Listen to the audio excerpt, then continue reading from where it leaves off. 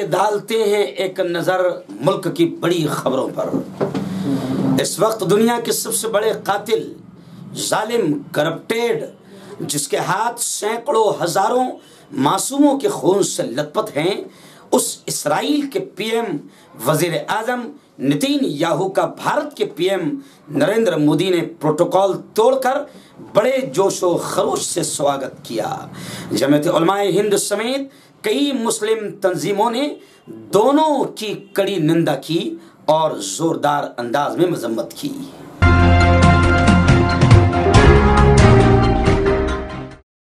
एहतजाज, धरने, आंदोलन दुनिया ने बहुत देखा, लेकिन मेरे मुल्क भारत में जो जजों ने नाराजगी और मीडिया के सामने आकर आंदोलन किया, ये पूरी दुनिया ने कभी नहीं देखा होगा। इतने बुरे दिन शायद किसी मुल्क में नहीं आए होंगे कि जहां के जज भी इतने परेशान हो कि मीडिया के सामने अपने नाराजगी दिखाने के लिए आ जाएं। बहरहाल चीफ जस्टिस और नाराज जजों में सालिसी के लिए एक वफद की तश्कील दी गई। बार काउंसिल ऑफ इंडिया के अध्यक्ष ने हंगामी मीटिंग लेकर कहा कि जस्टिस लोया के मौत के मामले की सुनवाई खुद चीफ जस्टिस और 4 सीनियर जज साहिबान करें।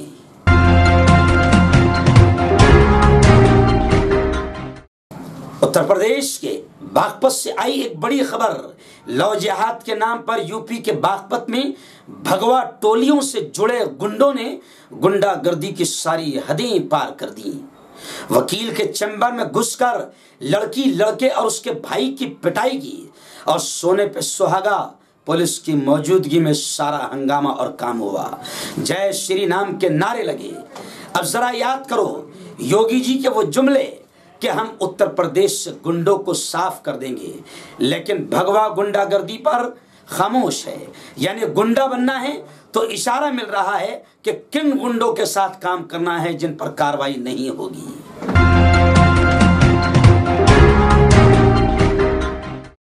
योगी जी के गांव आबाई वतन गोरखपुर से आई चौंकाने वाली खबर, गौरक्षकों को अटैक आ सकता है। उत्तर प्रदेश की सरकारी गौशाला में सैकड़ों गायों की मौत। सारे मामले पर पर्दा डालने और छुपाने के लिए रातों रात गायों को दफना दिया गया, मगर वीडियोस और फोटोज वायरल हो गई, मगर अभी तक गौ भक्तों की तरफ से कोई नाराजगी नहीं बताई गई।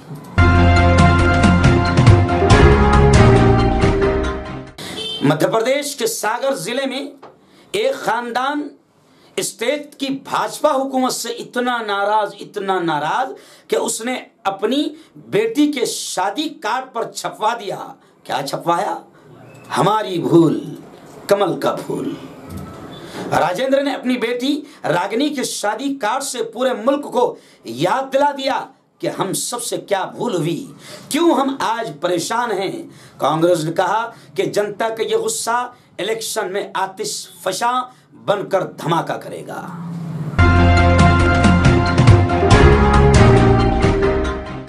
भाजपा से नाराजगी का एक और वाकया गुजरात में पेश आया। गुजरात के कबायली तरक्की के वजीर गणपत वसावा जब राजपीपला कौमी कॉन्फ्रेंस में शिरकत करने पहुंचे तो वहां मौजूद हजारों कबायलियों ने खतरनाक अंदाज में मुखालिफत की, कड़ा विरोध किया, पथराव संगबारी की, जिससे उनकी गाड़ी के शीशे टूट गए। पुलिस को बड़ी परेशानी के साथ वहां से उनको निकालना पड़ा।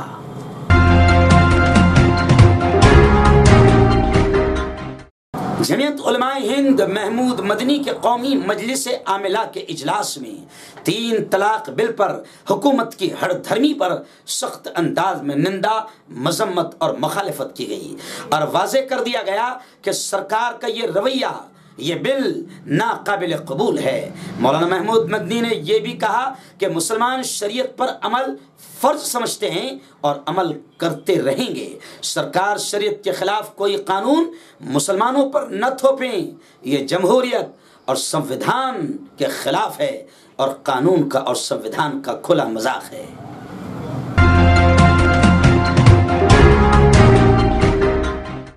Social democratic party of India SDPI ने कहा कि कर्नाटक में दंगे फसाद करवाकर बीजेपी माहौल खराब करके चुनाव जीतने की कोशिश कर रही है।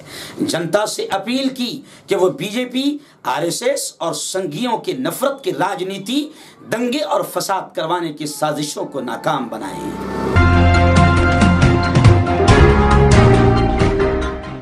2 दिन पहले नीतीश कुमार के काफिले पर जोरदार पथराव का वीडियो वायरल हुआ। बड़े बेआबरू होकर तेरे कूचे से हम निकले का मंजर लोगों ने अपनी आंखों से देखा।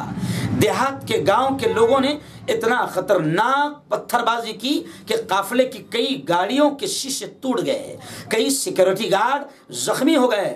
मुख्यमंत्री को बड़ी दिक्कत के साथ किसी तरह वहां से बहिफाजत निकाला गया। बता दें कि मोहतरम पर यह पहला हमला नहीं है।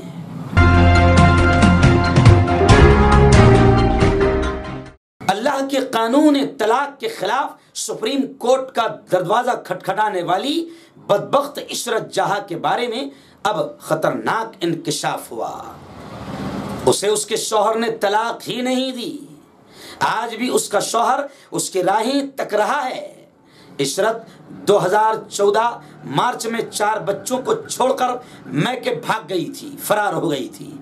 थाना, पंचायत और तमाम गांव के कहने और समझाने के बाद भी वो शौहर के पास नहीं आई, नहीं लौटी। अपने बॉयफ्रेंड के साथ ज्यादा रहती है।